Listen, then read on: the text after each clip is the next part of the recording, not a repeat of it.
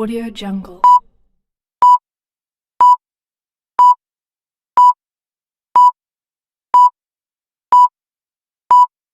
Audio Jungle.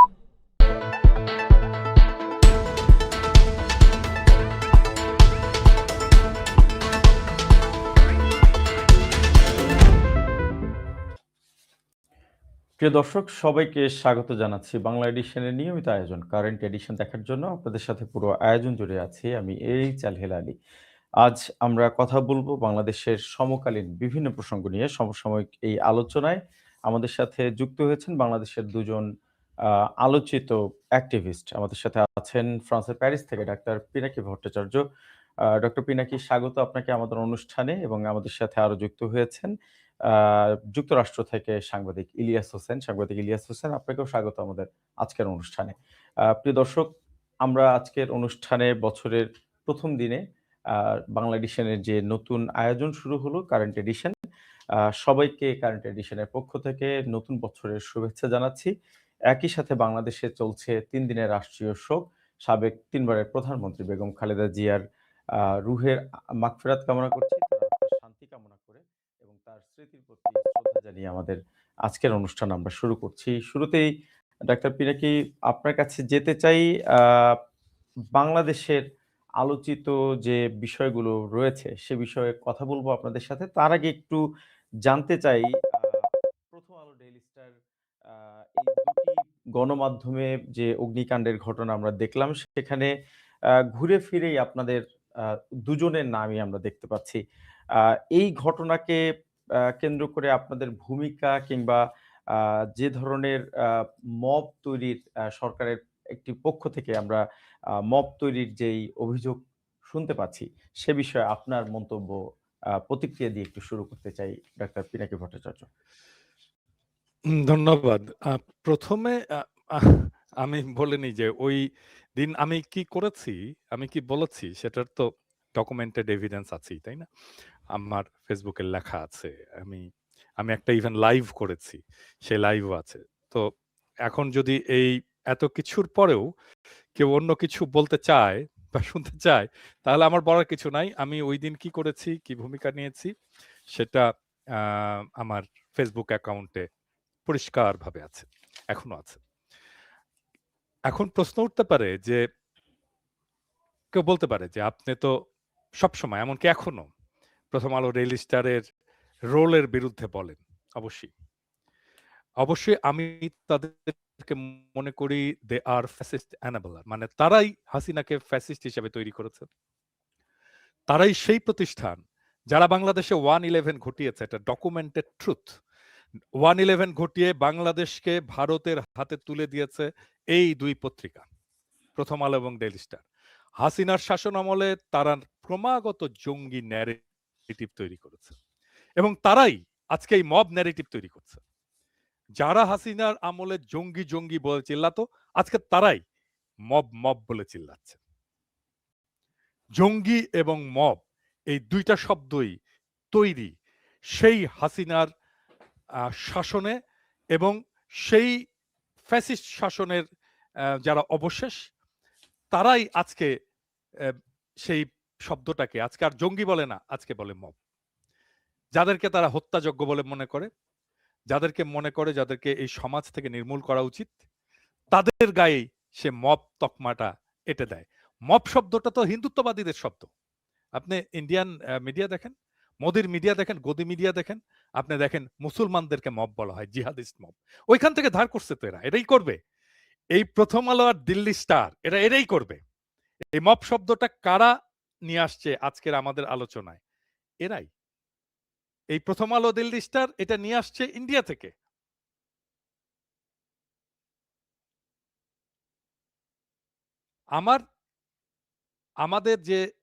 আমার যে ব্যক্তিগত লড়াই প্রথম আলো, ডেইলি স্টারের ন্যারেটিভের বিরুদ্ধে, প্রথম আলো, ডেইলি স্টারের ফ্যাসিস্ট বয়ানের বিরুদ্ধে, সেটা তো সবসময় অব্যাহত থাকবে। আমি কি বের হয়ে গেছে নাকি? জি দাদা, আপনি বলেন। জি, আমার বলার কথা শেষ। দুঃখিত একটু যান্ত্রিক গোলযোগের কারণে আমরা সম্ভবত আমরা শুনছিলাম পিনাকি ভট্টাচার্য আপনার কথা। আমি যদি এটার সাথে একটু যুক্ত করি যে আ আপনি ১ম আলোর সামনে যে জিয়াফতের ডাক দিয়েছিলেন এবং অনেকেই আ অভিযোগ করছেন যে এই এই ঘটনার এক ধরনের বৈধতা উৎপাদনে আ আপনার ভূমিকা থাকতে পারে কিংবা সেই ঘটনার এক্সটেনশন বলে অনেকে দাবি করছেন। আ ১ম আলো ডেইলি স্টারের যে ভূমিকা, তাদের যে আ আমরা গত ১৫ বছরের ফ্যাসিবাদী আমলে আপনি যে তাদের ভূমিকার কথা বলছিলেন, তার বিরুদ্ধে কি আসলে কোনো আ যে প্রক্রিয়াগত যেই মানে সঠিক প্রক্রিয়ায় কোনো ব্যবস্থা নেওয়া হয়েছে কিনা? কিংবা সেটি নেওয়ার সুযোগ ছিল কিনা? এখনই সেটি সম্ভব কিনা আসলে? না দেখেন আমি তো ডেইলি স্টার নিয়ে কয়েকটা এপিসোড করেছি এবং একটা এপিসোডে আমি খুব স্পেসিফিক্যালি ডেইলি স্টার কি নিউজ ছেপেছে, কোন সময়, এমনকি ডেইলি স্টার তো এই বর্ষা বিপ্লবের সময় আমাদের আন্দোলনকারীদেরকে তো তারা দুষ্কৃতিকারী বলেছে, ডেইলি স্টার মাহফুজ আলম বলেছে। হ্যাঁ, মাহফুজ আলমের রোল নিয়ে তো আমি ৩৮ মিনিটের সম্ভবত একটা এপিসোড করেছি এবং আমি বলছি এটা নিয়ে সম্ভব হলে ১০০ মিনিটের এপিসোড করা যায়, ১০০ ঘন্টার এপিসোড করা যায়। প্রথম আলো ডেইলি স্টারের বিরুদ্ধে জনগণের যে গণরোষ, এটা লেজিটিমেট গণরোষ আছে এবং এই দুইটা পত্রিকার তো আসলে শাস্তি দেওয়া উচিত ছিল, আইন করে এর বিরুদ্ধে কমিশন গঠন করে এই দুইটা পত্রিকাকে শাস্তি আদালতে তোলা উচিত ছিল, মাহফুজ আনাম এবং মতিউর রহমানকে। এটা তো হয়নি, বরং তারাই দাবি করে যে তারাই এই উপদেষ্টা পরিষদ তৈরি করছে, তারা উপদেষ্টাদেরকে নিয়ে যে বই টই ছাপায় টাপায় আর কি। হ্যাঁ, সো তারা পার্ট অফ পাওয়ার হয়েছে, যাদের শাস্তি পাওয়ার কথা ছিল তারাই পার্ট অফ পাওয়ার হয়েছে এবং এটাই তো হয়েছে, এই জন্যই তো বিপ্লবটা ধ্বংস হয়েছে।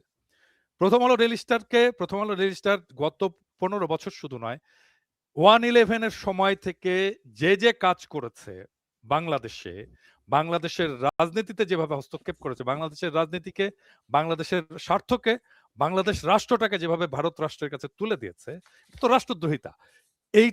এই অপরাধের বিচার হতে হবে, প্লেন অ্যান্ড সিম্পল। এই অপরাধের বিচার না হওয়া পর্যন্ত মানুষের গণরোষ এই দুই প্রতিষ্ঠানের বিরুদ্ধে থামবে না।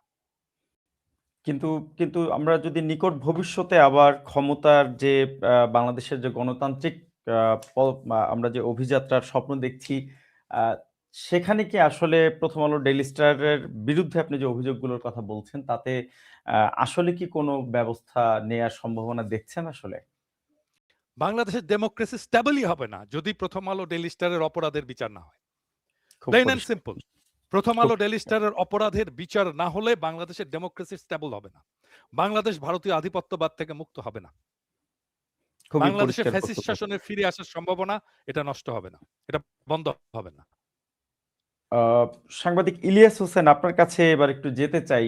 বিশেষ করে এই ঘটনাকে কেন্দ্র করে অগ্নিকাণ্ডের ঘটনায় আপনার নামটাই সবচাইতে বেশি সামনে আসতে আমরা দেখলাম এবং আ তার পরবর্তীতে আপনার যে আ সামাজিক যোগাযোগ মাধ্যমের আপনার যে প্ল্যাটফর্মগুলো সেগুলো বাংলাদেশে আ আ স্থগিত করা হয়েছে কিংবা আপনি বাংলাদেশে এই মুহূর্তে আপনার যে সামাজিক যোগাযোগের প্ল্যাটফর্মগুলো আছে সেখান থেকে কথা বলার সেই সুযোগটি আসলে নেই। আ এই জায়গাতে আসলে যদি আমরা মানুষের বাকস্বাধীনতার কথা বলি, যেই বাকস্বাধীনতার ভিত্তিতেই আসলে আপনার বাংলাদেশের মানুষের সামনে কথা বলার অধিকার আপনি রাখেন। ঠিক একই বাকস্বাধীনতা কিংবা গণমাধ্যমের স্বাধীনতার আ জায়গা থেকে আসলে ১ম আলো ডেইলি স্টারের যে আ দুর্ঘটনা অথবা যেই আ বা অগ্নিকাণ্ডের ঘটনা আমরা দেখলাম, সেটিকে আসলে আপনি আ কিভাবে দেখেন? দুটি আপনাকে এবং ১ম আলো ডেইলি স্টারের যেই পরিস্থিতি আমরা দেখলাম, এই দুটির কোনটি কি আসলে বাকস্বাধীনতা কিংবা গণমাধ্যমের স্বাধীনতার জন্য স্বাস্থ্যকর কিনা?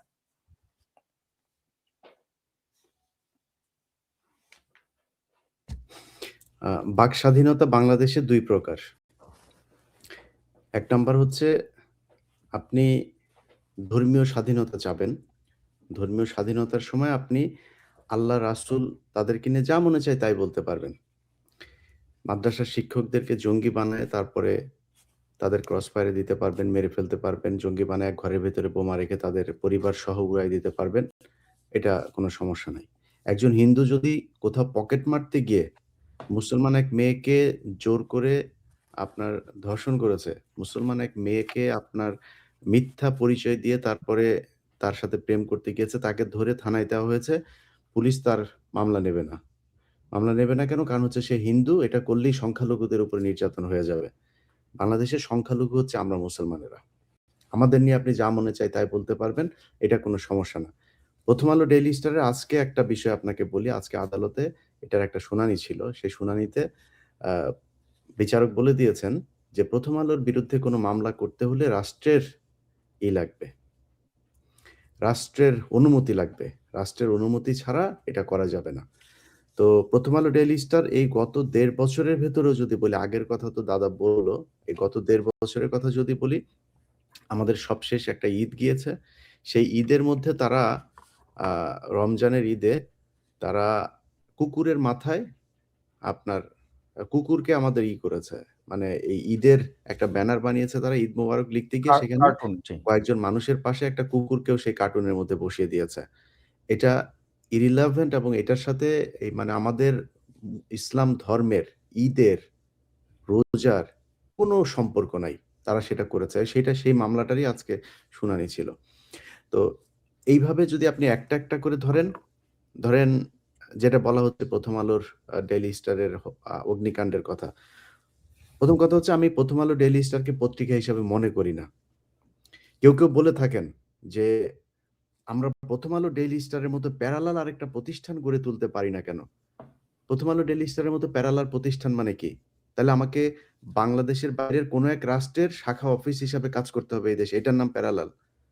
আমি সারাদিন মিথ্যা সংবাদ পরিবেশন করব, এটার নাম প্যারালাল। আমি সারাক্ষণ মুসলমানদের আপনি এই কালকের 'প্রথম আলোর' যদি আপনি দেখেন, তারা সারা বাংলাদেশে সবাই লিখেছে যে, আজ ইংরেজি নববর্ষের ১ম দিন। তারা লিখেছেন খ্রিস্টীয় নববর্ষের ১ম দিন। ওদের ওরা ওরা কিন্তু ব্রেইন গেম খেলে। ওদের প্রতিটা জিনিসের পেছনে একটা উদ্দেশ্য থাকবে।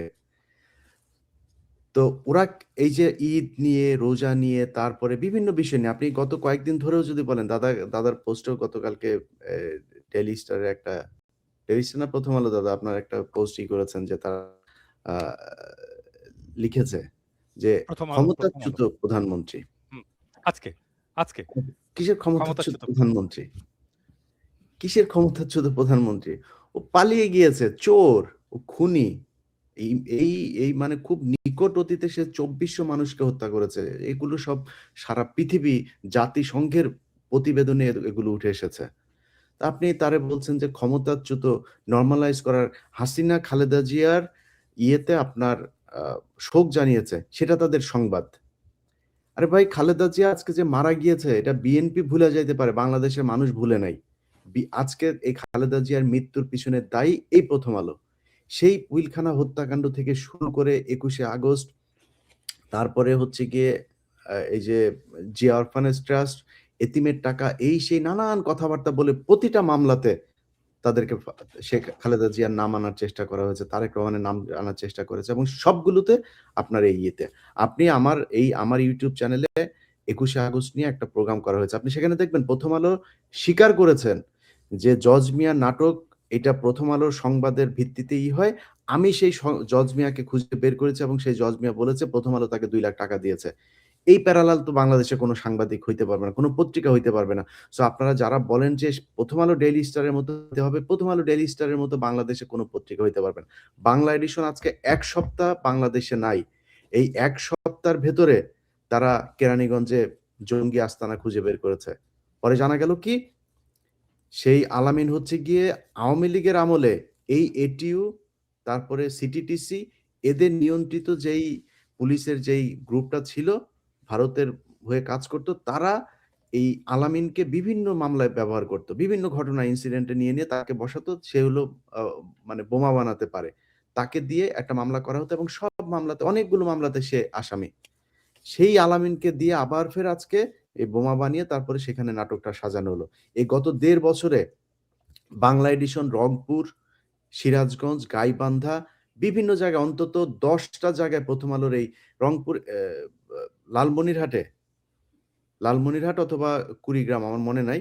সেখানে 'প্রথম আলোর' সাংবাদিক গিয়ে হিন্দুদেরকে বলেছে যে, "আপনারা বাড়িঘর করেন, আপনারা টিন সব খোলেন, আগুন লাগান।" সেগুলো 'প্রথম আলোর' সাংবাদিক ছবি তুলেছে আগুন লাগানোর পরে। তুলে তারপরে পরের দিনের পত্রিকায় তারা নিউজ করেছে যে হিন্দুদের বাড়িঘরে সাম্প্রদায়িক হামলা। অথচ কিন্তু সেই ইলিয়াস হোসেন হিন্দুরাই আপনি আমাদেরকে যে বলেছে যে তারা এই কাজগুলো করেছে। সো এইভাবে তারা যদি সাংবাদিকতা করে, এই সাংবাদিকতা করে তো বাংলাদেশে কেউ প্যারালাল হইতে পারবে না। কারণ কিন্তু তারা তো ইলিয়াস তাদের হোসেন মূল আপনি যে অবস্থান অভিযোগের থেকে কথাগুলো বলছেন, মানে আমি যদি একটু এখানে যুক্ত করি, আপনি যে অভিযোগের কথা বলছেন, ডক্টর ভট্টাচার্য যেটি বললেন যে এগুলো তো আসলে রাষ্ট্রদ্রোহিতা কিংবা ক্রিমিনাল অফেন্স। কিন্তু তার বিপরীতে মানে যেভাবে প্রথম আলো ডেইলি স্টার আসলে যেই অগ্নিকাণ্ডের ঘটনা আমরা দেখলাম, তার মধ্য দিয়ে কি আসলে প্রথম আলো ডেইলি স্টারের কোনো পরিবর্তন কি আদৌ হবে, কিংবা এগুলোর আসলে সুবিচার হবে কিনা? আচ্ছা, সেক্ষেত্রে আসলে জি। আচ্ছা একটা একটা আপনি কি আমাকে প্রশ্ন করলেন না দাদাকে?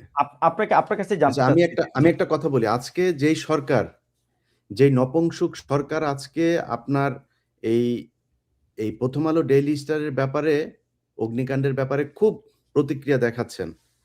এই সরকারের জন্ম কিভাবে? এই সরকার কি নির্বাচন করে এসছে? আজকে শফিকুল আলম কথা বলে, শফিকুল আলম এই সরকারের পার্ট হয়েছে কেন জানেন? শফিকুল আলম ১ম ব্যক্তি যিনি কিনা এফপিতে আপনার করেছেন, এই সংবাদ সংবাদ করেছেন পাঠিয়েছেন। শেখ হাসিনা পালিয়ে গিয়েছেন। তা আমার তো তাইলে প্রধান উপদেষ্টা হওয়ার কথা। আমি তো সেই জুলাইয়ের ১৯ তারিখে বলেছি শেখ হাসিনা পালিয়েছে। আমি আমার আমার সেই সোর্স থেকেই আমি জেনেছি যে সে যে পালাবে, তার পালানোর ব্যবস্থা করা হচ্ছে। তাহলে আমার প্রধান উপদেষ্টা বানায় দেন আপনারা।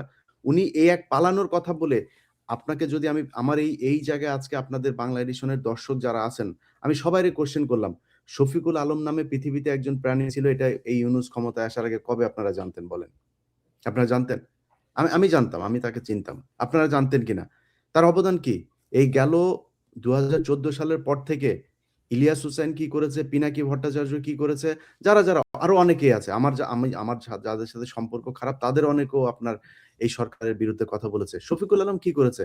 তিনি আজকে বিভিন্ন জায়গায় গিয়ে তার টক শো দেখি আমি, সে জায়গায় বলে যে এই ধরনের মববাজি এগুলো তো আমরা তুই এই মবের মাধ্যমে এই সরকার ক্ষমতায় এসছিস তোরা।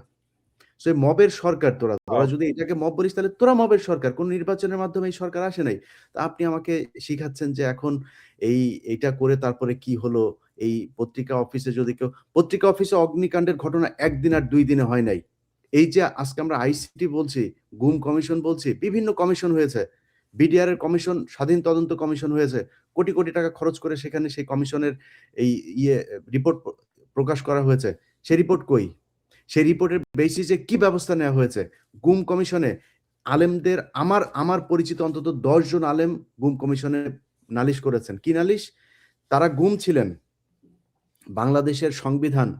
বাংলাদেশের সংবিধান বলছে আপনাকে যদি নাকি কোনো মামলায় বা কোনো কারণে সেটা 54 এ হোক আর যেই কারণেই হোক, কোনো আইন শৃঙ্খলা বাহিনী আপনাকে যদি গ্রেফতার করে তাহলে ২৪ ঘন্টার মধ্যে নিকটস্থ ম্যাজিস্ট্রেটের আদালতে তাকে অ্যাপিয়ার করতে হবে। সেই আলেমরা ১.৫ বছর, ২.৫ বছর, ৫ বছর ধরে কেউ জানে না পৃথিবীর কোথায় আছেন তারা। সেই অজ্ঞাত স্থানে থেকে প্রথম আলোর সাংবাদিক টিপু সুলতান, মহিউদ্দিন, মতিউর রহমান, এই ওর নাম কি? আ আরেকজন আছেন, আমি ভুলে গিয়েছি নামটা। উনারা ভিডিও কনফারেন্সে থেকে তাদের সাথে কনট্যাক্ট করতেন। তাদেরকে দেখানো হতো যে তারা কি ইন্টারোগেশন এ কি বলছেন সেটা তাদেরকে, সেইটার উপরে বেসিস করে এই আপনার প্রথম আলো নিউজ করত তাদের ইচ্ছামত। তারা যেই নিউজ করত সেই শিরোনাম অনুযায়ী তাদের ব্যাপারে কথা বলা হতো। অমুক আনসারুল্লাহ বাংলা টিম নাকি উনি সদস্য। অমুক জঙ্গি সংগঠনের সদস্য। প্রথম আলো যেটাই করত সেটাই। ২১শে আগস্টের গ্রেনেড হামলায় আমার ফেসবুক পেজে গেলেই দেখবেন সেগুলো। বাংলা এডিশন গত ২-৩ দিন ধরে যে নিউজগুলো করেছে সেখানে এই প্রথম আলোর এই নিউজের সবগুলো দেওয়া আছে, পোস্টগুলো দেওয়া আছে। তাদের পত্রিকা কাটিং দেওয়া আছে। সেখানে ১ম ২০০৯ সালে এই ক্ষমতায় আসলো আওয়ামী লীগ। ২০১০ সালের জুন মাসে প্রথম আলো নিউজ করল যে বাবর বাবর সম্পৃক্ত ছিলেন সন্দেহে আপনার বাবর আসামি হচ্ছেন সন্দেহে তারেক। পরের ২১শে আগস্টের আগে ৩০ জন সহ তারেক রহমান সহ ৩০ জন নতুন আসামি। নতুন করে চার্জশিট দেওয়া হলো।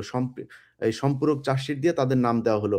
যেখানে কোনো সাক্ষী বলে নাই তারেক রহমানের নাম, বাবরের নাম, সাবেক মহাপরিচালক আপনার ডিজিএফআই রেজ্জাকুল হায়দারের নাম, সাবেক মহাপরিচালক এনএসআই আব্দুর রহিমের নাম, সাবেক পুলিশের ৩ জন চিফকে ধরা হয়েছে। কারোর নাম বলে নাই, সাক্ষী প্রমাণ কোনো জায়গায় কোনো কিছু নাই। তাদেরকে সেই মামলায় করা হলো। কেন করা হইলো? এই 'প্রথম আলো' তাদেরকে বলা হয়েছে। আজকে যারা কিনা সেই 'প্রথম আলোর' ভূমিকাকে ভুলে গিয়েছেন, ভুলে যেয়ে তারপরে তাদের পত্রিকা অফিসে যেয়ে মায়া কান্না দেখাচ্ছেন, আপনাদের জন্য একদিন মায়া কান্না এই দেশের মানুষ দেখাবে। আ আ আপনার আপনার এই যে অভিযোগগুলোকে সামনে রেখে যদি পিনাকি ভট্টাচার্য, ইলিয়াস হোসেন যেই অভিযোগের কথাগুলো বলছিলেন এবং আপনিও আ আ যেই রাষ্ট্রদ্রোহিতার ব্যাপারে 'প্রথম আলো', 'ডেইলি স্টার' যে ভূমিকার কথা বললেন, আ তাতে করে আসলে আ যদি আ আমরা যদি দেখি যে আদালতে মানে ইলিয়াস হোসেনের কথা উদ্ধৃতি করে আমি বলি যে আ রাষ্ট্রের অনুমতি ছাড়া আসলে তাদের বিরুদ্ধে কোনো মামলা করা যাবে না। সেই জায়গা থেকে আসলে আ রাষ্ট্রদ্রোহিতা কিংবা এই যে জঙ্গি নাটকের উস্কানিদাতা হিসেবে 'প্রথম আলো', 'ডেইলি স্টার' এর বিরুদ্ধে যদি কোনো ব্যবস্থা নেয়া নাই যায়, তাহলে ভবিষ্যৎ বাংলাদেশে আসলে আ যেই পরিবর্তনের কথা আমরা বলছি, সেই পরিবর্তনে আসলে কতটুকু পরিবর্তন আমরা দেখতে পাবো? একই সাথে বাংলা এডিশনের যেই এনওসি বাতিল করা হলো খুবই স্বল্প সময়ের মধ্যে, যেটিও আসলে বাংলাদেশের ইতিহাসে একটি বিরল ঘটনা। কোনো গণমাধ্যমের এনওসি আসলে এত দ্রুত সময়ের মধ্যে বাতিল করা হয় কোন ধরনের কারণ দর্শানোর নোটিশ না দিয়েই। তার মানে আমরা তো দেখতে পাচ্ছি যে আমাদের বর্তমান সরকার তারা আসলে খুবই অ্যাক্টিভ রোল প্লে করছে। যেখানে একটি গণমাধ্যমের এনওসি বাতিল করা সম্ভব হচ্ছে এত অল্প সময়ের মধ্যে। তাহলে 'প্রথম আলো', 'ডেইলি স্টার' এর যে ভূমিকার কথা আপনারা বলছিলেন, তাতে করে আ আমরা এই সরকারের পক্ষ থেকে কি আদৌ কোনো ব্যবস্থা দেখার সম্ভাবনা দেখেন কিনা? দেখেন, আমি একটা এক্সাম্পল দিই। আমি একটা পাঠিয়েছি ইলিয়াস, ওই যে আম গতকাল নজরুল ইসলাম খানের যে বক্তব্য গত পরশু, আ একটু এটা কি পাওয়া গেছে? আমার দেওয়া ইয়েটা? নজরুল ইসলাম খান সকলের সামনে টেলিভিশন ক্যামেরার সামনে, সবার সামনে উনি বললেন, "ফ্যাসিবাদী হাসিনা।" 'প্রথম আলো' সেইটা নিয়ে নিউজ হুম, করলো, ফ্যাসিবাদী শব্দটা কেটে দিল। হুম, হুম, হুম। মানে দেখেন, পরবর্তীতে নজরুল ইসলাম সেটি খান অন সংশোধন করেছেন। রেকর্ড পরবর্তীতে তো ঠাপ খেয়ে সংশোধন করছে। এটা তো ঠাপ প্রত্যেক দিনই খায়। হ্যাঁ? ঠাপ না খাইলে সংশোধন করত না। মানে ওকে তো বলতে হবে যে পৃথিবীতে পৃথিবীতে কোন গণমাধ্যম আছে মুখের কথা নাই করে দেয়? আমাদের তো মুখের কথা নাই করে দেয়। আমাদের তো কোনদিন রেফার করতে দেখেননি। কোনদিন দেখছেন? আমাদের কোন রেফার করতে দেখছেন? 'প্রথম আলো', 'ডেইলি স্টারকে'? না, কোনদিন রেফার করেনি। আমরা তো কিছু বলি না। সমাজ রাষ্ট্র সম্পর্কে আমরা কিছু বলি না। ওইখানে একটা গুরুত্বপূর্ণ আম এ একটা সমাবেশে, বাংলাদেশের ইতিহাসের সবচেয়ে গুরুত্বপূর্ণ একটা সমাবেশে ওইখানে অফিসিয়ালি যেই কথাটা বলা হয়, সেটাও নাই করে দেয় এরকম গুরুত্বপূর্ণ মানুষের মুখ থেকে। ফ্যাসিবাদ বলা যাবে না হাসিনাকে। দেখেন, তাহলে এটাই হচ্ছে তাদের সম্পাদকীয় নীতি। কেটে দিচ্ছে ওই কথাটা। এবং এভাবেই তারা সত্য উৎপাদন করে। মানে আমি তো বলি, এটা তো মিডিয়া না। এটা হচ্ছে সত্য উৎপাদনের কারখানা। তারা যেটাকে সত্য বলে প্রচার করে, সেটাই সত্য হিসাবে বিরাজ করবে সমাজে। এটাই তারা চায়। তাদের এই মাতব্বরিতা চায়। আমরা এই মাতব্বরিতাকে চ্যালেঞ্জ করি জন্যে আমরা খারাপ। আমরা খারাপ। মানে আ 'প্রথম আলো', 'ডেইলি স্টার' এর ইয়ে করবে কিভাবে? মানে প্রফেসর ইউনূসের সরকার। মানে তাদের বিচার করবে কি? মানে সংবিধান সংস্কার কমিটিতে ডাকা হয় মতিউর রহমানকে মতামত নেওয়ার জন্য। মাহফুজ আনামকে ডাকা হয় মতামত নেওয়ার জন্য। মাহফুজ আনামকে ডাকলেই শুধু হবে না, তার বউকেও ডাকতে হবে। মাহফুজ আনামের বউকেও ডাকতে হয় মতামত নেওয়ার জন্য। আচ্ছা বলেন তো, মানে মাঝে, মাঝে মনে হয় যে এই সমস্ত বলি। অ্যা যে ওই মতিউর রহমান, মাহফুজ আনামের বউ, ও সংবিধান বুঝে? মানে ভাব দেখায় বুঝে, কিন্তু এরা তো আসলে কিচ্ছু বোঝে না, রাষ্ট্র বোঝে না, সংবিধান বুঝে না। আচ্ছা বলেন, আমাদেরকে ডাকছে একবার হাফ অ্যান আওয়ার এর জন্যে, কথা বলার জন্য, ডাকেনি? তো এটাই তো সেই এলিট স্টাবলিশমেন্ট। এটাই এলিট স্টাবলিশমেন্ট, বেকুব, অপদার্থ, মূর্খ। এরা বাংলাদেশ রাষ্ট্রটাকে ধরে আছে। এটা ধরে আছে। এবং এই বাংলাদেশ রাষ্ট্রটাকে যখন আমরা দখল নিতে যাচ্ছি, তখন আমাদেরকে মব বলতেছে। যখনই আমরা দখলটা নিতে যাচ্ছি, তখনই আমাদেরকে মব বলতেছে। মানে জনতা মব। মানে মাহফুজ আনাম, মতিউর রহমান কখনো মব না। যদিও তারা 111 ঘটাইছে। মানে রাষ্ট্র ক্ষমতাকে থেকে কেড়ে নিছে তারা। বাংলাদেশের রাষ্ট্র ক্ষমতাটাকে কেড়ে নিছে 111 ঘটায়, কিন্তু তারা মব না। আর্মিকে দিয়ে, মানে বাংলাদেশের দুইটা পত্রিকা ইন্ডিয়া এবং আমেরিকার সাথে মিলে 1/11 ঘটাইছে, এটা প্রতিষ্ঠিত প্রমাণিত সত্য। এইরকম একটা রাষ্ট্রদ্রোহ করছে, তারপর মইনিউকে দিয়ে আর্মিকে ব্যবহার করে রাষ্ট্র ক্ষমতা দখল করছে, রাষ্ট্র ক্ষমতায় দখল করে রাষ্ট্র ক্ষমতায় ছিল 2 বছরের বেশি সময়, তারাই সরকার গঠন করেছিল, তারাই এই যে সুশীল সমাজ এরাই সরকার গঠন করেছিল। এবং প্রেস সচিব তখন তো হয়েছিল, ডেইলি স্টারের সহ সম্পাদক ছিল একজন, সে তো তখন ইয়ের প্রেস সচিব হইল, ফখরুদ্দিনের প্রেস সচিব হলো, তাই তো বোধহয় না ইলিয়াস? ডেইলি স্টারের ইয়ে তো ডেইলি স্টার অ্যাসিস্ট্যান্ট এডিটরই তো প্রেস সচিব হয়েছিল। মানে সব তো ডেইলি স্টার প্রথম আলোর মালগুলো যেহেতু 1/11 সরকার গঠন করলো, তাই না? এবং লিস্টিত সরকার গঠন, মানে এটা ষড়যন্ত্র কিভাবে হয়েছিল, কিভাবে হয়েছিল। প্রথম তারা শফিক রেহমানের কাছে যায়। শফিক রেহমান এটা আমাকে নিজে বলছেন। শফিক রেহমানের বাসায় যায়, বাসায় যাওয়ার কথা ছিল মতিউর রহমান, মাহফুজ আনাম এবং দেবপ্রিয় ভট্টাচার্য। দেবপ্রিয় ভট্টাচার্য বেশি চালাক যায়নি, মতিউর রহমান এবং মাহফুজ আনাম গেছে এবং শফিক রহমানকে এই প্ল্যানটা বলছে, 1/11 কিভাবে ঘটানো হবে এই প্ল্যানটা বলছে। এবং শফিক রহমান বলছে আমি এটার মধ্যে নাই। তারপরে তারা নিজেদের মতো করে এটা ঘটাইছে। তো ধরেন দুইটা রাষ্ট্র, বিদেশি রাষ্ট্রের সাথে ষড়যন্ত্র করে বাংলাদেশের একটা প্রতিষ্ঠানকে, গুরুত্বপূর্ণ প্রতিষ্ঠানকে, সেনাবাহিনীকে ব্যবহার করে আমি রাষ্ট্র ক্ষমতা দখল করব। হ্যাঁ, মইনিউ যেটা করছে ওই দিন বঙ্গভবনে, যে ওটা মব না? ওটা মব না, না? মানে 1/11 যে ঘটাইছে, ওই যে আর্মি যে ট্যাঙ্ক আর্মি সোলজার নিয়ে নিজেরা নিয়ে যে ইয়াজউদ্দিনকে অবরুদ্ধ করে তার কাছ থেকে ক্ষমতাটা নিয়ে নিল, এটা মব না? আমরা তো ক্ষমতা নেওয়ার কথা চিন্তাই করি না, আমরা তো প্রতিবাদ জানাই। কিন্তু পিনাকি ভট্টাচার্য, মানে আপনি যদি 2007 থেকে সেই 1/11 থেকে যদি এখনো পর্যন্ত যদি মানে আমরা ধারাবাহিকভাবে আসি, মানে প্রথম আলো ডেইলি স্টারের যে ভূমিকার কথা আপনি বলছেন, তাহলে সব সময় তো তারা একটা উইন উইন সিচুয়েশনের মধ্যেই আছে। ইভেন আমরা বর্তমান সরকারের সময়েও দেখছি হ্যাঁ, যে কারণ রাষ্ট্রটা জনগণের না।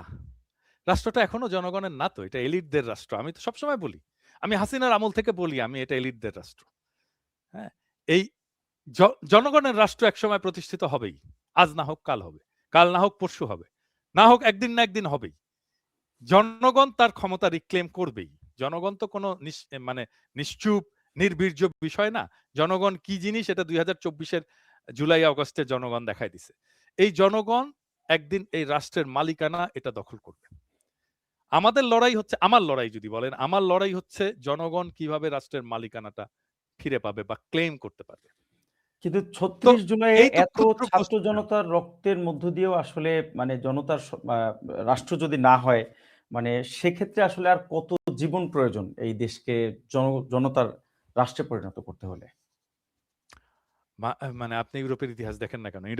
ইউরোপে কি গণতন্ত্র কি খুব সহজে প্রতিষ্ঠিত হয়েছে? অনেক রক্তপাত এড়িয়ে, অনেক রক্তাক্ত পথ এড়িয়ে এই ইউরোপে ডেমোক্রেসি প্রতিষ্ঠিত হয়েছে, গণতন্ত্র প্রতিষ্ঠিত হয়েছে। হ্যাঁ? এমনকি আমেরিকাতেও দেখেন। এই কি রাস্তাটা কি সহজ? মানে ডেমোক্রেসির রাস্তাটা কি সহজ বা খুব সংক্ষিপ্ত? বা একটা ঘটনা ঘটলেই আমি এখানে পৌঁছে যাব? না। এটা একটা সবসময় একটা রাস্তা। এটা আপনি আগাতে থাকবেন, জাতিকে নিয়ে আগাতে থাকবেন। তারপরে দেখবেন আপনি যেইখানে লক্ষ্য বলে মনে করছিলেন, তারপরে লক্ষ্য আরো অনেক দূরে সরে গেছে। আবার ওইখান থেকে আপনাকে যাত্রা শুরু করতে হবে। কিন্তু তারপরেও দেখেন, আমাদের কি প্রোগ্রেস নাই? প্রোগ্রেস আছে তো। অনেক প্রোগ্রেস আছে। দেখেন 2006 এ প্রথম আলো ডেইলি স্টার 1/11 ঘটাইতে পারছে। আজ পারবে? 1/11 ঘটাইতে পারবে? সবাই তো আছে। হ্যাঁ, তার প্রভুরা আছে, ইন্ডিয়া আছে, আমেরিকা আছে, আর্মিও আছে, ওয়াকার সাহেব আছে, মিলে যে করুক তো একটা 1/11, পারবে? পারবে না। হ্যাঁ, তো আসলে তো আমাদের জনগণের এজেন্সি আস্তে আস্তে প্রতিষ্ঠিত হচ্ছে। আমরা তো আস্তে আস্তে ক্ষমতাবান হচ্ছি, আমাদের কণ্ঠস্বর দাঁড়াচ্ছে, আমরা কথা বলতে পারছি, আমাদের কথা শুনছে, মানুষজন শুনছে। হ্যাঁ, আজকে ধরেন মানে একটা নির্বাচন হলো, হুএভার ক্ষমতায় আসলো, হুএভার XYZ যেই ক্ষমতায় আসলো, সে কি হাসিনা হয়ে যেতে পারবে? পারবে না। গুম খুন করতে পারবে? পারবে না। এই জিনিস বাংলাদেশে প্রোগ্রেস আছে, কিন্তু প্রোগ্রেসগুলো যেহেতু ধীরে হয়, প্রোগ্রেস সবসময় ধীরে হয়। যেহেতু ধীরে হয়, কারণ আমরা কোনো বিপ্লবাত্মক পরিবর্তন করতে পারিনি, প্রোগ্রেসটা ধীরে, সেজন্য চোখে পড়ে না। বাংলাদেশে তো আর কখনো গুম হবে না, বাংলাদেশে আর কোনোদিন আয়নাঘর হবে না, বাংলাদেশে কোনোদিন আর একটা হাসিনা হবে না, বাংলাদেশে কোনোদিন আওয়ামী লীগ ক্ষমতায় আসবে না। ওই দৌড়াইতে জয় বাংলা স্লোগান দিতে পারবে, কোনোদিন রাজপথে দাঁড়ায় লেজিটিমেটলি জয় বাংলা স্লোগান দিতে পারবে না। সো আমাদের প্রোগ্রেস আছে, কিন্তু সেটা হয়তো নিশ্চয়ই, আমাদের প্রত্যাশা অনুযায়ী যথেষ্ট না। বাংলাদেশে আর কখনো আসলে সেই ফ্যাসিবাদ ফিরে না আসুক, সেটি সবারই আসলে কামনা। আমি খুব ছোট্ট করে ইলিয়াস হোসেন আপনার কাছে একটি প্রশ্ন একটু জানতে চাইবো। আ আমরা দেখেছিলাম আপনার একটি অনুসন্ধানী প্রতিবেদনের মাধ্যমে আপনি আ 'প্রথম আলোর' সম্পাদক মতিউর রহমান সহ ট্রান্সকম গ্রুপের যে পারিবারিক একটি হত্যাকাণ্ডের বিষয়টি সামনে এনেছিলেন। এটিও তো একটি অনেক বড় গুরুতর বিষয় আসলে। সেটির তদন্ত কিংবা আইনানুগ প্রক্রিয়ার আসলে আপডেটটা কি? আপনার কাছ থেকে যদি একটু জেনে আসতে পারি।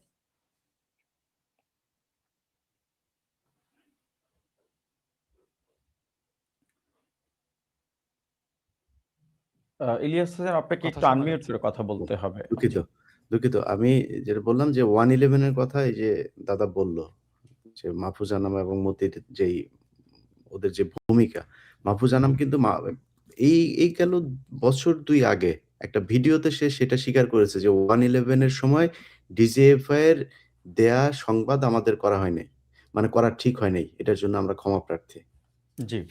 সে নিজে স্বীকার করেছে। ক্ষমা চায়নি। বলছে আমার ভুল হইছে। রিগ্রেট করেছে। It was my bad editorial হ্যাঁ, judgment. Right, right. It was my bad Bad editorial editorial judgment. হ্যাঁ, ক্ষমা চায়নি। কিসের ক্ষমা চাইবে? ও ক্ষমা হ্যাঁ, চাইবে রাইট। কেন? ও তো ঈশ্বর। ও তো যার ফেরেশতা। কারণে ও কেন স্বীকার ও করেছে। তো ভুল সে করতে পারে তার না। এই ভুলটাকে সে স্বীকার Bad করেছে। editorial judgment. হুম। Bad editorial judgment. শব্দের একেবারে পারলে কবিতা লিখে ফেলে আরকি। হ্যাঁ? এখন আপনি একটা আমি ভুল ঘটনা করছি, খালি মাপ চাই। ওই কথা তো ওরা বলবে না। ওরা আমরা বলব। আমরা বলব। আমরা যারা এলিট না, আমরা বলব। ঘটনা খালি একটা না। এরকম ঘটনা অনেক আছে। এই 'প্রথম আলো ডেইলি স্টারের' বিরুদ্ধে ব্যবস্থা নেয়া যায়। আপনি আজকে যেই সরকার কথা বলছে যে, আমরা কেন এটার বিরুদ্ধে কথা বলছি, এটা করে রাষ্ট্রের খুব নাকি আমরা নাকি অস্থিতিশীলতা, বিশৃঙ্খলা তৈরি করছি। এই রাষ্ট্রের বিশৃঙ্খলা এই সরকার তৈরি করেছে। একজন বাণিজ্য মন্ত্রী মানে রাজনীতি যারা করবে তাদের আপনি শপথ নিবেন। তাদের আগে থেকে কন্ট্রাক্ট করে নিতে হবে যে আমরা রাষ্ট্রের থেকে কোনো সুবিধা প্রাপ্ত হব না। কিন্তু আপনি ইউনূসের সরকার এটা হইলো গিয়া নতুন ধরনের সরকার।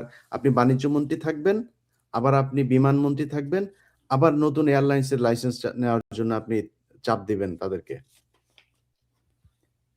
আপনি বাণিজ্য উপদেষ্টার কথা বলছেন। বাণিজ্য উপদেষ্টা, জি। বাণিজ্য উপদেষ্টা। রেজওয়ানা উনি এনজিওতেও থাকবেন, উপদেষ্টাও হবেন, বিভিন্ন কোম্পানি থেকে টাকাও নিবেন, আবার আওয়ামী লীগের দীপুর কাছ থেকেও টাকা নিবেন, দীপুর সব কোম্পানির উনার জামাইয়ের নামে লিখে নিবেন। সবই করবেন, উনারা সবকিছু করবেন। কোনো বিচার হবে না। এখন মানুষ যখন দেখবে যে আমরা যেই জন্য ধরেন আমাকে যদি আপনি জিজ্ঞেস করেন, আমি কেন হাসিনার বিরুদ্ধে কথা বলেছি? আপনি আমাকে যা মনে চায় বলবেন। আপনার আপনার রাইট আছে। আপনার এখন আওয়ামী লীগের প্রতি অনেক ভালোবাসা আছে। আমি আমার এই জাতীয় সংগীত চাই না। আমি তো ভাই এই দুর্নীতি কে করবে না করবে এগুলো নিয়ে আমি বিএনপি যখন ক্ষমতায় আসে নাই তখনই বলেছি যে বিএনপি আওয়ামী লীগ আমাদের দেশের মানুষের চরিত্রই এটা। আপনি না চাইলেও করাপশনের সাথে আপনাকে জড়ায় যাইতে হবে। কোনো না কোনোভাবে জড়ায় যাইতে হবে আপনাকে। এখন আপনি যখন এই জিনিসগুলো পাবেন না, এই মানুষেরও তো অনেক চাওয়া ছিল। সেই মানুষের এই চাওয়াগুলো যখন পূরণ হয় নাই, তারা তো তখন আইন হাতে তুলে নেবে। আপনি যে বললেন যে 'প্রথম আলো ডেইলি স্টারের' উপরে এই অগ্নিকাণ্ডের ঘটনা কেন? মানুষের ক্ষোভ আপনি তো সামাল দিতে পারবেন না। আজকে এই গেল ১৫ দিন ধরে আমার Facebook পেজ, YouTube চ্যানেল মানে কত উপর লেভেল থেকে করলে এটা করা যায় আমি তো গত এই ১০ বছর ধরে দেখছি যে YouTube চ্যানেল, Facebook পেজ এগুলো কিভাবে কি করতে হয়। এটা অবাক করার বিষয় যে এত উপর লেভেল থেকে তারপরে আমাদের Facebook পেজ, YouTube চ্যানেলের বিরুদ্ধে লাগা হয়েছে। কেন? কারণ কথা বলতে দেওয়া হবে না। কথা বলতে দেওয়া হবে না কেন? আমরা হইলাম গিয়া সব উনাদের বিরুদ্ধে কথাবার্তা বলি, আমরা দেশের বিশৃঙ্খলা তৈরি করি। এই গেল ১৫ মাসে মনে করেন কথার কথা, আমরা খুব বিশৃঙ্খলা করি। আমি আর পিনাকি দাদা আমরা দুজন সারাদিন বিশৃঙ্খলা করি। দেশের অস্থিতিশীল পরিস্থিতি তৈরি করে রাখি। আপনি বলেন তো, আমরা ২ জন এই গত ১.৫ বছরে কয়জন মানুষকে হত্যা করেছে? এই ইউনূস সরকারের সময়ে সব মিলায়া শুধুমাত্র নদীতে ডুবিয়ে এই অজ্ঞাত লাশ পাওয়া গেছে ৩৮ জনের। এই গেল ১৫ বছর। এই কয়দিন আগের জরিপ এটা। সব মিলিয়ে প্রায় ৪৫০ মানুষ খুন হয়েছে। আচ্ছা, কয়দিন আগে যেই ব্যক্তিরা আপনাদের কাছে বারবার তাদের নিরাপত্তা চেয়েছে, যাদের কারণে আপনি আজকে উপদেষ্টা হতে পেরেছেন, সেই ব্যক্তিকে হত্যা করা হয়েছে। হত্যার পরে সেই হত্যাকারীকে আপনারা নির্বিঘ্নে এই দেশের ভেতরে লুকিয়ে রেখেছেন, ধরছেন না। আমি গতকালকে খুব নির্ভরযোগ্য একজন পুলিশ কর্মকর্তার কাছে শুনলাম, হাদির যে হত্যাকারী ফয়সাল, তাকে ডিওএইচএস এর একজন ব্রিগেডিয়ার জেনারেলের বাসায় রাখা হয়েছে এবং সেই ব্রিগেডিয়ার জেনারেলের বাসায় পুলিশ সেই লোকেশন এই আপনার ঠিক করে তারপরে তাকে বলেছে যে এই বাসায় আছে, তারা এই বাসায় করতে চায়। তাদেরকে তাৎক্ষণিক সেই বাসায় যেতে দেওয়া হয় নাই, বাধা দেওয়া হয়েছে। হতে পারে তাকে হয়তো সেখান থেকে এখন সরিয়ে দেওয়া হয়েছে, আছে কিনা সেটা তারা বলতে পারবে। সো এই যে নিরাপদ একটা রাষ্ট্র যে স্বাধীন করে দিল, তার খুনিকে যে নিরাপদ জায়গা করে দেয়া এই রাষ্ট্রের, সে রাষ্ট্রের বিরুদ্ধে তো মানুষ বিপ্লব করবেই। আপনি যদি এটাকে মব বলেন, তাহলে মব আপনার কাছে মব, কারণ আপনি সেটাকেই মব বলবেন যেটা আপনার ক্ষমতাকে চ্যালেঞ্জ করবে। আপনার ক্ষমতা যতক্ষণ ঠিক থাকবে ততক্ষণ আপনি সেটা শান্তিপূর্ণ মনে করবেন। এটা হাসিনাও করত, এটা হিটলারও করেছে, এটা সারা পৃথিবীতে সবাই করে। অতএব এই সরকারও যেই একনায়কতন্ত্র, যেই ফেসিবাদের যেই মানে ১ম যে শুরুটা, সেই শুরুটা তারা আমাদেরকে দিয়ে করেছে। আপনার তারা একটি ফেসবুক অনুসন্ধানী কিছু বন্ধ করে প্রতিবেদনের বাংলা এডিশন ভাই, বাংলা এডিশন হচ্ছে গিয়ে আপনার বিশৃঙ্খলা তৈরি করার জন্য নাকি বাংলা এডিশনই করেছে। বাংলা এডিশনকে কবে কোন মন্ত্রী, কোন উপদেষ্টা আমাদেরকে শর্ত দিয়েছিল যে ১ম আলোতে যদি অগ্নিকাণ্ড হয় তাহলে সেটা প্রচার করা যাবে না। বাংলা এডিশনকে এরকম কোনো শর্ত দেয়া ছিল নাকি? ১ম আলোকে কি বলে দেয়া আছে নাকি যে আপনি এই নিউজ করতে পারবেন, এই নিউজ করতে পারবেন না? যা ঘটে আমি সব দেখাইতে পারব। আমি নিজে কি করেছি নাকি সেটা? বাংলা এডিশন করেছে সেটা? আমারে যদি নাকি আপনি দোষ দেন, আমারে দোষ দেন, কোনো সমস্যা নাই। বাংলা এডিশন কে? আমি বাংলা এডিশনের কি? আমি বাংলা এডিশনের কিছু নাকি? আচ্ছা, ইলিয়াস, এখানে একটা ছোট্ট প্রশ্ন করি। Sorry for interruption. মানে আমি আমার ফেসবুকে দেখছি আরকি। বাংলা এডিশনের কোনো একজন সাংবাদিককে নাকি দেখা গেছে ওইখানে। বাংলা কি সত্য? এডিশনের কোনো সাংবাদিক না। ১ম কথা হচ্ছে, যার কথা বলা হচ্ছে বিভিন্ন ইন্ডিয়ান ইয়েগুলোতে আপনার কি বলে পত্রিকাগুলোতে তার একটা নিউজ, সে যখন কিনা ভাঙচুরের ভাঙচুরের ঘটনা আপনার অগ্নিকাণ্ডের যে ঘটনা, অগ্নিকাণ্ডের ঘটনার পরে সে ২ হাত এইভাবে প্রসারিত করে একটা ছবি তুলেছে সেখানে। এখন কে ভাঙচুর করেছে, কি করেছে? আমি ওই আলাপেই যাব না। আমি কৌশলগত কারণে ওই আলাপেই যাব না। কিন্তু কোন মানুষ এক জায়গায় ভাঙচুর হচ্ছে, সেইখানে এটা কি অপরাধ নাকি? এভাবে হাত তুলে ছবি তোলা? তাকে কেউ ভাঙচুর করতে দেখেছে? সে কাউকে ভাঙচুর করতে বলেছে, এরকম কোনো ছবি আছে? এটা হচ্ছে ১ম কথা। আর ২য় কথা হচ্ছে যে এই ছেলে আমাদের বাংলা এডিশনের কোনো রিপোর্টারও না, কোনো কিছুই না সে। সে আমার সাথে তার একটা খুব ভালো সম্পর্ক। সে দেশের বাইরে থাকে, কিছুদিনের জন্য দেশে এসছে। সে সৌদিতে থাকে। কিছুদিনের জন্য দেশে এসছে এবং তার কাছে আমার Facebook পেজ, YouTube ও চ্যানেলে আচ্ছা। এগুলো, সে আমার অ্যাডমিন। আমার কিন্তু Facebook পেজ কোনো গণমাধ্যমের বাংলা এডিশনের সে কোনো না, না, না, না। বাংলা কর্মচারী এডিশনের কোনো না, না। এমপ্লয়ি না সে। না, আচ্ছা, না। আচ্ছা। কিন্তু সেটাই আমি পিনাকি জানতে ভট্টাচার্য সে আমার মানে খুব ঘনিষ্ঠ, আমার Facebook পেজ, YouTube চ্যানেলের অ্যাডমিন সে। আমার খুবই ক্লোজ একটা ছোট ভাই। কিন্তু পিনাকি ভট্টাচার্য মানে আপনার প্রশ্নের সাথে কিন্তু যদি কথা আমি হচ্ছে একটু দাদা, যুক্ত করি, একটু যে যদি কেউ যুক্ত যদি করি। নাকি এক জায়গায় অগ্নিকাণ্ডের ঘটনা ঘটেছে, সে এইভাবে একটা ছবি তুলেছে। এই ছবিটাই সবখানে। কিন্তু কেউ কোনো এটা সমর্থন করেছে। কোনো গণমাধ্যম কর্মীর সংশ্লিষ্টতা যদিও প্রমাণ পাওয়া যায়, তার ভিত্তি থেকে কি একটি গণমাধ্যমকে আসলে বা বন্ধ করে দেওয়া যায় কিনা? সেটিও তো একটি বড় প্রশ্ন। না, না, মানে সেটা তো বটেই। আমি তো পরের দিনই লিখেছি। আমি তো পরের দিনই ওইটা লিখেছি যখন আমি এটা জানতে পারলাম যে এটা এনওসি বাতিল করা হইছে, যে বাংলা এডিশনের অপরাধ থেকে। তখন আমাকেই আবার ওই ছবিটা পাঠিয়ে বলা হইছে যে প্রবাবলি এই কারণে। আমি সেজন্য বললাম যেহেতু একটা রেকর্ড থাকবে সেজন্য বললাম এটার একটা জবাব থাকা উচিত ছিল আর কি। পরিষ্কার আমার মনে হয়। আমরা একটু পিনাকি ভট্টাচার্য আপনার কাছে আসতে চাই বাংলাদেশের যে সমসাময়িক রাজনীতির যে পালাবদলগুলো চলছে সেই প্রসঙ্গে কথা বলতে। আ আমরা গতকালকের একটি খুবই আ আলোচিত এবং আলোড়িত একটি প্রসঙ্গ একটু সামনে আনতে চাই আপনার মাধ্যমে। জামাতের আমিরের সাথে ভারতের আ গোপন বৈঠকের আ আ যে খবরটি আসলে প্রকাশ করেছে রয়টার্স, যদিও সেটি জামাতের আমিরের পক্ষ থেকে আরেকটি বিবৃতির মধ্য দিয়ে বলা হয়েছে তিনি আসলে কোনো গোপন বৈঠকে আসলে মিলিত হননি। জাস্ট এটি ছিল আসলে সেই কূটনৈতিকদের কাছে বৈঠকটি তাদের পাবলিসিটির আ আ প্রসঙ্গেই মূলত রয়টার্সের সাথে বলা। কিন্তু প্রশ্নটি হচ্ছে যে আ জামাতের আমির আ যদি গোপন বৈঠক করার ইচ্ছাই পোষণ করবেন তাহলে সেটি নিশ্চয়ই তিনি গণমাধ্যমকে প্রকাশ করতেন না। আবার আ সেক্ষেত্রে আমরা দেখলাম যে আ রয়টার্সের এই প্রতিবেদনের প্রেক্ষিতে আপনিও আসলে এক ধরনের বাহাবা দিচ্ছিলেন। এটি আসলে একটু যদি ব্যাখ্যা করেন। দেখেন বাহবা দেওয়াটা বাহ আরো বেশি কিছু বলা উচিত ছিল। কারণটা হচ্ছে কি যে এইখানে আপনি বাংলাদেশের মিডিয়াগুলোর যে চরিত্র সেটা আপনি দেখতে পারবেন। খুবই স্পষ্টভাবে রয়টারে যেই সংবাদটা এসছে সেখানে এটা বলা হইছে যে শফিক সাহেব এটা কনফার্ম করছেন যে এই বছরের শুরুর দিকে আম ভারতের একজন কূটনীতিকের সাথে তার কথা হয়েছে বা আলাপ হয়েছে।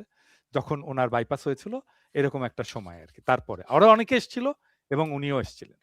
এবং উনি এই বৈঠকটাকে গোপন রাখতে বলছিলেন এবং আমি বলছি যে, "কেন আমি গোপন রাখবো কেন? সবার সাথেই তো আমার কথা হয়েছে। সবগুলোই আমরা প্রকাশ করেছি। আমি কেন গোপন রাখবো?" তো এ এ নিউজটা তো এইটুকুই। এর বেশি কিছু না কিন্তু। জি, এটুকুই। জি। এবং এইটা হয়ে গেল যে জামাতের আমির গোপন বৈঠক করেছেন। হ্যাঁ? মানে অনেকটা গোপন বৈঠক কতখানি করে সেটি মানে ফাঁস করে কতখানি দিয়েছেন। মিথ্যাচার। জি, কতখানি মিথ্যাচার। মানে কূটনীতিক বলছিল যে এই বৈঠকের কথাটা গোপন রেখেন। এবং আমি বলতেছি আমাকে ধরেন, ধরেন আজকে আপনার আর আমার সাথে কথা হচ্ছে। আপনি আসছেন আমার এখানে। এসে আপনি বললেন, মানে ঘটনাটা এরকম। আপনি আমার বাসায় আসছেন। বাসায় এসে আমার সাথে কথাবার্তা বলছেন। কথাবার্তা করে বললেন যে, "দাদা আপনি আমি যে আসছিলাম এটা কিন্তু বইলেন না কাউকে।" তখন আমি বললাম যে, "কেন ভাই বলব না কেন? আরো অনেকেই তো আসে। আরো অনেকে এসছে সবার কথাই বলছে আপনার কথা কেন বলব না?" তো স্পষ্ট থাকা, পরিষ্কার থাকা উচিত। আমি একজন পাবলিক ফিগার। আমার কাছে আসছেন আপনি। আমি কেন এটা গোপন রাখবো?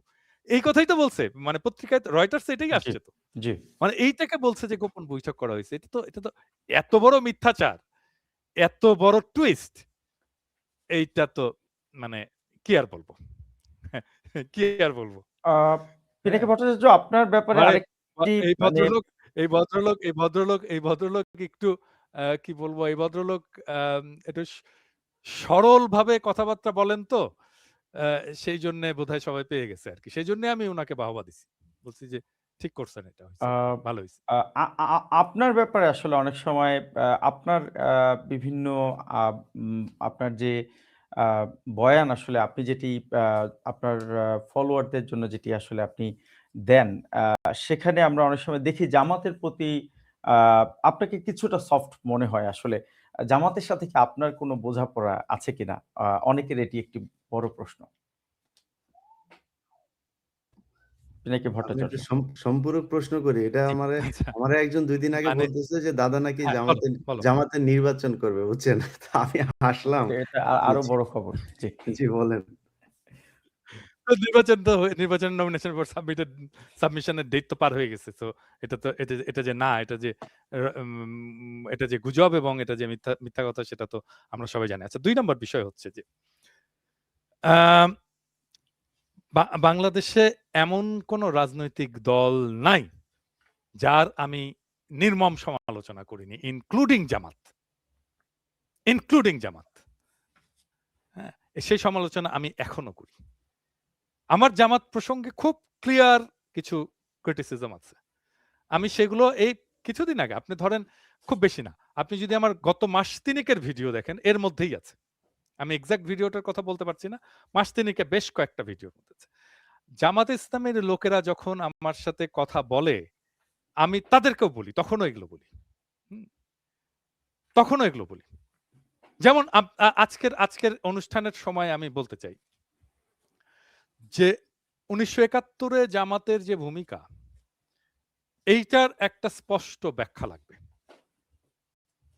স্পষ্ট স্পষ্ট ন্যারেটিভ লাগবে জামাতের ইসলামের তরফ থেকে। 1947-এ পাকিস্তান আন্দোলনের বিরোধিতা করেছিল জামাত ইসলাম, সেটার একটা স্পষ্ট ব্যাখ্যা লাগবে। এগুলো আমার ভিডিওতে, বেশি দিন আগের কথা না। মানুষ তো আমাকে 2013-র ভিডিও দেখায়, আমি এইটা এখনকার এই সময়ের ভিডিওতে বলেছি। আমার 2013-র একটা ভিডিও কিন্তু আওয়ামী লীগাররা দেখায়। আমি তখন ওইখানে জামাতকে অভিযুক্ত করছি কয়েকটা প্রশ্নে। আমার সেই অভিযোগ স্টিল ভ্যালিড, স্টিল আমার অভিযোগ ভ্যালিড। আমি এটা জামাতকে বলি যে 1971-এর 25শে মার্চ একটা গণহত্যা হয়েছিল কিনা, টেক্সট বুক রেফারেন্স হয়েছিল। ইয়েস, জামাত এটা অস্বীকার করে না। আমি তখন তাদেরকে দ্বিতীয় প্রশ্নটা করি, আপনারা কখনো মানে ওই 1971-এর 25শে মার্চ থেকে 1971-এর 16 ডিসেম্বরের মধ্যে আপনারা কখনো এই গণহত্যার জন্য নিন্দা জানাইছিলেন? বলে না, আমরা জানাইনি।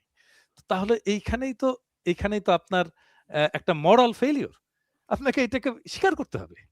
2 নাম্বার হচ্ছে যে 1971-এর 25শে মার্চের পর থেকে 1971-এর 16 ডিসেম্বর পর্যন্ত যে প্রভিন্সিয়াল গভর্নমেন্ট ছিল, এই গভর্নমেন্টও তো আপনাদের মন্ত্রী ছিল, আপনাদের দলের মন্ত্রী ছিল, দলের লোক ছিল মন্ত্রী হিসাবে।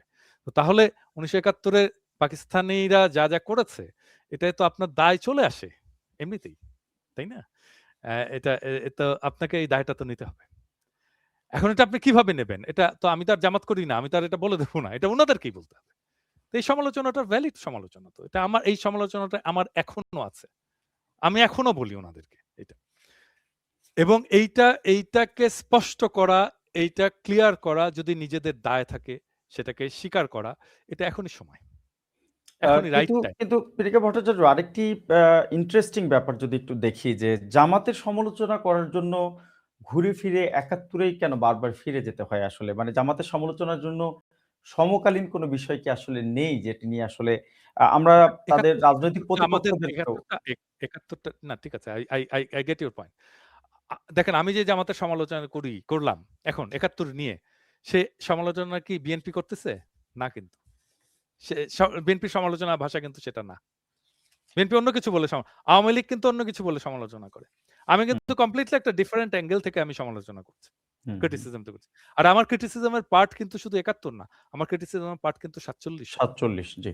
হ্যাঁ, আমি বলছি, আমি জামাতের নেতাদেরকে বলছি, কর্মীদেরকে বলি আরকি যে, দেখেন আপনারা ৪৭-এ মানে ৪৭-এর পাকিস্তান আন্দোলনটা কি ছিল? যে ভারতের নির্যাতিত বা পটেনশিয়ালি নির্যাতিত সংখ্যালঘুদের জন্য আমাদের একটা আলাদা রাষ্ট্র দরকার তাদের নিরাপত্তার জন্য। এই তো, এটাই তো পাকিস্তান আন্দোলনের মূল কথা। মানে সে পাকিস্তান তো শুধু মুসলমানদের আবাসভূমি ছিল না, এটা দলিতদেরও আবাসভূমি ছিল। হ্যাঁ? দলিত এবং মুসলমানরা একসাথেই পাকিস্তান আন্দোলন করছিল। যোগেন মন্ডল তো একসাথে মুসলিম লীগের সাথে আন্দোলন করছিল। যোগেন মন্ডল পাকিস্তানের মন্ত্রী হয়েছিল। থাকতে পারেনি, সেটা অন্য বিষয়। তো তাহলে আপনি আজকে আপনি বোঝেন যে আজকে ভারতে মুসলমানরা নির্যাতিত। আপনি ৪৭-এ বুঝলেন না কেন তাহলে? তখন কেন জিন্নাহর বিরোধিতা করলেন? আমার ইয়েটা কিন্তু জামাতকে ছোট করার জন্য না, জামাতকে লজ্জা দেওয়ার জন্যও কিন্তু না আমার সমালোচনাটা। আমার সমালোচনাটা হচ্ছে, আমি নিশ্চিত হতে চাই আপনি ভবিষ্যতে এই একই রকমের ভুল আর করবেন না। পলিটিক্যাল মিস্টেক তো স্বীকার করতে হয়। আমরা তো কেউই ফেরেশতা না। জামাতের লোকেরা কিন্তু আবার বলে, আমরা তো ভুল করতেই পারি এতে। আমি বলি, হ্যাঁ, সেটাকে আপনি একটা ন্যারেটিভ আকারে তো আপনাকে সমাজের কাছে বলতে হবে।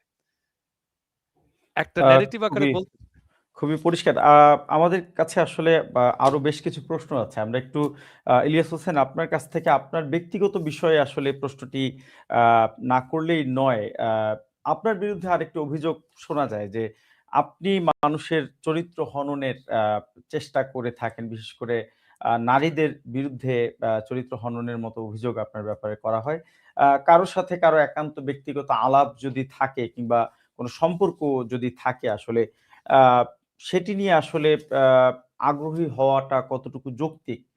সে প্রশ্নটিও রয়েছে আপনার ব্যাপারে।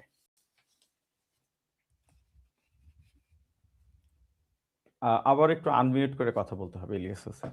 যে আমি উম ধন্যবাদ। আমি আসলে চরিত্র হনন করি না, আমি দুশ্চরিত্র হনন করি। এখন আপনি আমারে ব্যক্তিগত আক্রমণের কথা বলবেন। যারা এই কথাগুলি সুন্দর করে লেখে তাদের ৩ দিন আগের পোস্টে যাবেন, যায়ে দেখবেন যে অনেক মানুষের ব্যক্তিগত জীবন নিয়ে করেছে। আচ্ছা, দাদা আজ থেকে কয় বছর আগে কোন এক নারীর সাথে তার সম্পর্ক ছিল। সেই সম্পর্কের বিষয় টেনে এনে তারা নানান ধরনের AI দিয়ে ভিডিও-টিডিও বানায়-টানায় নানান কিছু করে না? এগুলো করে। এটা তো ব্যক্তিগত সমস্যা নাকি? আচ্ছা, আমার নিজের ব্যক্তিগত জীবন নিয়ে কোনদিন দেখেন নাই আপনি? এই সোশ্যাল মিডিয়াতে দেখেছেন না? এটা ওরা করে নাই? ওরা শুরু করেছে এটা। এই ব্যক্তিগত চরিত্র হননের মাধ্যমে শুধু সোশ্যাল মিডিয়াতে কথা বলা না, এই দেশে ফাঁসি হয়ে গিয়েছে। জানেন এটা? শহীদ মতিউর রহমান নিজামী, তিনি নাকি কোন নারীকে ধরে হরিণ সহ নিয়ে পাঞ্জাবিদের ক্যাম্পে নিয়ে দিয়ে এসেছে। সেটার উপরে বেসিস করে তার ফাঁসি হয়েছে। দেলোয়ার হোসেন সাঈদী, যেই ব্যক্তিকে দেলু রাজাকার নামে আরেকজনের নাম সাজিয়ে তার সাক্ষীকে কোর্টের সামনে থেকে তুলে নিয়ে যাওয়া হয়েছে ভারতে। ওটা ব্যক্তিগত আক্রমণ না? ব্যক্তিগত চরিত্র হনন না? ওইটা চরিত্র হনন। আর আমি যেটা হনন করি সেটা হলো দুশ্চরিত্র হনন। এখন বলবেন যে কেন করি? আপনি কি মনে করেন যে আমার কাছে খালি এই যেগুলো দেখাইছি এগুলোই আছে আর এর বাইরে কোনো কিছু নাই, আর কারোর কোনো কিছু নাই? দেখাই নাই কেন?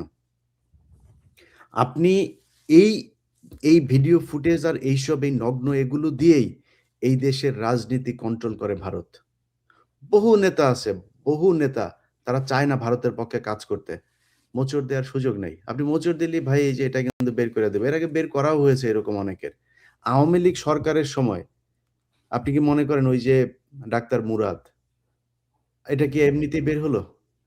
এই যে ২ দিন আগে আপনার মাহফুজুর রহমানের ডিজিএফআই এর ভাতাপ্রাপ্ত যারা আছে তারা মাহমুদুর রহমান ভাইয়ের আপনার পাসপোর্ট করল। মাহমুদুর রহমান কি ফকিন্নি নাকি? মাহমুদুর রহমানের যায়া তারপরে $২.৫ লাখ খরচ করে এখন তো টার্কিতে আ আপনার $৪ লাখ সেখানে সিটিজেনশিপ নিতে লাগে। তখন $২.৫ লাখ লাগতো। একসময় $১ লাখ লাগতো। তো মাহমুদুর রহমান তো জমিদার। মাহমুদুর রহমানের ওই ক্ষমতা নাই। মাহমুদুর রহমানের শ্বশুরের কয়েক হাজার কোটি টাকার মালিক। মাহমুদুর রহমান না, সেগুলি না দিয়ে মাহমুদুর রহমান নিজেও তো সেই কবে থেকে উনি শাহিনপুকুরের সিইও, উনার নিজের একটা সিরামিক কোম্পানি ছিল। নিজের একটা উনি তো সিরামিক ভেসে কোম্পানি। আসে নাই রে ভাই। উনি মানে বাংলাদেশের বড়, বড় পদে উনি প্রধানমন্ত্রীর উপদেষ্টা ছিলেন। তো উনি কি মাঠ থেকে উঠে আসছে নাকি যে উনার $২.৫ লাখ জোগাড় করা। $২.৫ লাখ মানে কি? তখনকার দিনে এখন তো ৳১২৫ করে ডলার। তখন ছিল ৳৮০ ৳৮৫। মাহমুদ ভাই যখন টার্কিতে সিটিজেন হয়েছে তখন ৳৮০ ৳৮৫ ছিল ডলার। তো কত ছিল মনে করেন ৳১.৫ কোটি টাকা ছিল। ৳১.৫ কোটি টাকা দিয়ে সে সিটিজেন হয়েছে। এটার নাম চরিত্র হনন। আপনি যখন কোন মানুষ দেশের না জন্য কিছু ইলিয়াস এটা আ মানে ওইখানে যে প্রশ্নটা আনছে, সেই প্রশ্নটা হচ্ছে যে বাংলাদেশ থেকে তো টাকা বের করা যায় না। হুম? হুম। বাংলাদেশ ব্যাংকের পারমিশন লাগে। তো উনি যদি এটা করে থাকেন, তাহলে এই টাকাটা কিভাবে উনি টাকার নিলেন? সোর্সটা মানে আসলে কি? এটা প্রশ্নটা জি। এটা টাকার সোর্সটা এটা। প্রশ্নটা এটা যে মানে বিষয়টা হচ্ছে যে আমি যতটুকু জানি, আমি এটা সিউর না, সার্টেন না। আমি যতটুকু জানি আম তা মাহমুদ ভাই ইনভেস্টর কোটাতে ওখানে নাগরিক হননি। উনি প্রেসিডেন্টের বিশেষ বিবেচনায়, রাজনৈতিক বিবেচনায় উনাকে ওখানে নাগরিক হইছেন। হ্যাঁ? এটা আমি দাদা, যতটুকু জানি। এটা দাদা মাহমুদ ভাই আমি বলতে পারবেন। আমি আমরাও দাদা অনেকটা সেরকমই উনার শুনেছিলাম আসলে। উনার খুব ঘনিষ্ঠ লোকজন সেখানে যারা আছেন, মাহমুদ ভাইও তো আমাদের দূরের কেউ তো না। আমি জানি উনি কিভাবে হয়েছেন এটা আমি মোটামুটি নিশ্চিত। কিন্তু আচ্ছা। আমিও এলাপে যাচ্ছি না যে উনি কিভাবে টাকা এনেছেন। আমি বললাম কি ধরেন আমার বাবার যদি নাকি দেশে যদি ৳১০ কোটি টাকার সম্পত্তি থাকে, আমি যুক্তরাষ্ট্রের একজনের যদি বলি, আমার অবস্থান থেকে আমি একজনকে এখন যাই যে ভাই $৫,০০০ লাগবে একটু দেওয়া যাবে কিনা? এখন আরেকজন দেখা গেল যে তার সামাজিক অবস্থানটা, তার অর্থনৈতিক এই নিরাপত্তাটা এতটুকু নাই। সে যদি যায়া বলে যে, "ভাই আমারে $৫০০ দিতে হবে।" তারে ধার দিবে না। আমার চাইতে যার অর্থনৈতিক অবস্থা ভালো সে যদি বলে ১ মিলিয়ন ধরেন এখন যদি মেঘনা গ্রুপ এখানে এসে একজনের কাছ থেকে টাকা নিবে। তার জন্য তো $1 বিলিয়ন ও কোনো ব্যাপার না। $1 মিলিয়ন ও কোনো ব্যাপার না। ঠিক আছে? সে জানে যে দেশে আছে। সে কিভাবে এনেছে তারা কি জানতে চেয়েছে নাকি? যে মাহমুদুর রহমান টাকা এনেছে কিনা কিভাবে? কোন কিছু না। জাস্ট পাসপোর্টটা আপনি এই যে ওনার পাসপোর্টটা যে আপনি দিলেন, এটা কি মানে ইথিক্যাল? এটা আপনি দিতে পারেন? একজন ব্যক্তির পাসপোর্ট আপনি পাবলিক করলেন। আপনার যদি নাকি মনে করেন সেখানে সে টাকা পাচার করেছে, মানি লন্ডারিং করেছে, তুরস্কে টাকা নেয়, ওরে গ্রেপ্তার করেন। ওনার বিরুদ্ধে মামলা করেন। না, মাহমুদ ভাই যে টার্কির নাগরিক এটা কে না জানতো? সেটাই তো। ওই ওই অনুসন্ধানী সাংবাদিক ছাড়া আর কে না জানতো? সম্ভবত ও একাই জানতো না এটা, মাহমুদ ভাই যে টার্কির নাগরিক। হ্যাঁ, মাহমুদ ভাই যখন টার্কিতে গেছেন, নাগরিকত্ব পেয়েছেন, আমরা সবাই জানি, সবাই জানি। উনি নিজেই বলছেন। এমন না যে উনি ওনাকে জিজ্ঞেস করে প্রশ্ন করে আমাদেরকে জানতে হয়েছে, তা না। উনি নিজেই বলছেন যে উনি টার্কির নাগরিকত্ব পাইছেন, এবং উনি কেন টার্কিতে গেলেন সেটারও কিন্তু ব্যাখ্যা দিচ্ছেন উনি। উনি তো ফ্রান্সে আসতে পারতেন, উনি হুম। ইউরোপে আসতে পারতেন, উনি ইংল্যান্ডে যাইতে পারতেন, আমেরিকায় যাইতে পারতেন, কোথাও যাননি। আরো উনি সুযোগ কিন্তু সুবিধা বেশি ওইসব দেশে। হ্যাঁ, আরো সুযোগ সুবিধা বেশি। এবং আমি এই প্রসঙ্গে একটা খুব ইন্টারেস্টিং বিষয় বলি। আহ, উনি বলছিলেন যে আমি আমি এমন একটা দেশে যেতে চাই যেখানে আমি আজানের শব্দ শুনতে পারবো। এবং ট্রু, মানে আমি তো ইস্তাম্বুলে ছিলাম ওই যখন হাদি মারা যায়, এবং সবাই জানেন যে, এবং আমি ওই ইস্তাম্বুলে আমি এতদিন পরে প্রথম প্রথম এতদিন পরে আমি আজানের শব্দ শুনলাম মসজিদ থেকে। আমার যে কি ভালো লাগলো তখন। মানে এমন না যে আমি রিলিজিয়াসলি আমার খুব ভালো লাগছে, তা না। মানে আমি তো সেই ছোট্টবেলা থেকে আজানের শব্দ শুনে বড় হইছি এতদিন পর্যন্ত। মানে এটা আমার আমার মনের মধ্যে, আমার স্মৃতির মধ্যে এমনভাবে গেঁথে আছে আজানের শব্দটা, যে যখন আসলো মানে আমার যে এত ভালো লাগলো তখন। এটা মানে আপনার জন্য মানে কল্পনা করা যায় না। এটা একটা নস্টালজিয়াও। এটা একটা নস্টালজিয়া, এটা একটা হুম। কল্পনা করা যায় না যে আমার এত ভালো লাগছে। এবং আমি ইস্তাম্বুলে আবার যাব। আমি শুধু আজানের শব্দ শোনার জন্য যাব। মানে আমি যদি দেশে যেতে না পারি, অফ কোর্স। তাহলে আমি শুধু আজানের শব্দ জি। শোনার জন্য আমি দেশে ইভেন যেতে ইভেন চাই। মাহমুদুর রহমান তুরস্কে যাওয়ার আগেও তিনি দীর্ঘদিন মালয়েশিয়াতেও ছিলেন, যেখানে তিনি তার পিএইচডি সম্পন্ন করেছিলেন। সেটিও একটি মুসলিম দেশ। উনি খুব সম্ভবত মুসলিম দেশের বাইরে অন্য কোনো দেশ কখনো বেছে নেননি। যাই হোক, আমরা বাংলাদেশের রাজনীতির প্রসঙ্গে আবার একটু আসি। পিনাকি ভট্টাচার্য, এনসিপি শেষ পর্যন্ত যে জামাতের সাথেই জোট করলো, নির্বাচনী যে সমঝোতা যেটি আসলে হলো, সেটির সফলতা কতখানি দেখছেন পিনাকি আমি ভট্টাচার্য? আমি আমি ১ম এ এই শব্দটার ব্যাপারে একটা আপত্তি জানায় রাখি। এনসিপি জামাতের সাথে জোট করেননি। একটা বৃহত্তর জাতীয়তাবাদী ফ্রন্ট গঠিত হইছে। সেই ফ্রন্টে জামাত পার্ট, এনসিপিও পার্ট, অন্যান্য ইসলামী দলও পার্ট, এবি পার্টিও পার্ট। হ্যাঁ? এবং এই বৃহত্তর জাতীয়তাবাদী ফ্রন্টের পার্ট শুধু রাজনৈতিক দলগুলো নয়, হুম, অনেক হুম। সিভিল সোসাইটির লোকেরাও। মানে সেই অর্থে আপনি বলতে পারেন আমি নিজেকে এই বৃহত্তর জাতীয়তাবাদী ফ্রন্টের সাথে নিজেকে অ্যালাইন্ড মনে করি। তারা মনে করে কিনা আমি জানি না। কিন্তু আমি নিজেকে অ্যালাইন্ড মনে করি এই বৃহত্তর জাতীয়তাবাদী ফ্রন্টের সাথে। এবং আমি তাদের সাফল্য কামনা করি। আম ১ম প্রশ্ন হচ্ছে যে এই এই বৃহত্তর জাতীয়তাবাদী ফ্রন্টটা আ ফলাফল কেমন করবে? ভোটে ফলাফল কেমন করবে? আমি এটা আমার একান্ত ব্যক্তিগত মত। আমার ইনটিউশন বলা যেতে পারে। আমার একান্ত ব্যক্তিগত মত যে এই বৃহত্তর জাতীয়তাবাদী ফ্রন্টই প্রধান ধারা হয়ে উঠবে। বাংলাদেশের আকাঙ্ক্ষাকে তারা ধারণ করবে। আম এবং তার সাথে যারা সিভিল সোসাইটির পার্ট আছে, আমি তো যাদেরকে চিনি, যারা নিজেদেরকে অ্যালাইন করে তার সাথে, হ্যাঁ? তারা মিললে, তারা একসাথে, এখনো এটাকে ক্রিস্টালাইজড হয়নি, কিন্তু তারা যদি একসাথে মিলে এই ফ্রন্টটার পাশে দাঁড়ায়, তাহলে এটা একটা অপ্রতিরোধ্য শক্তি হয়ে উঠবে আরকি। হুম?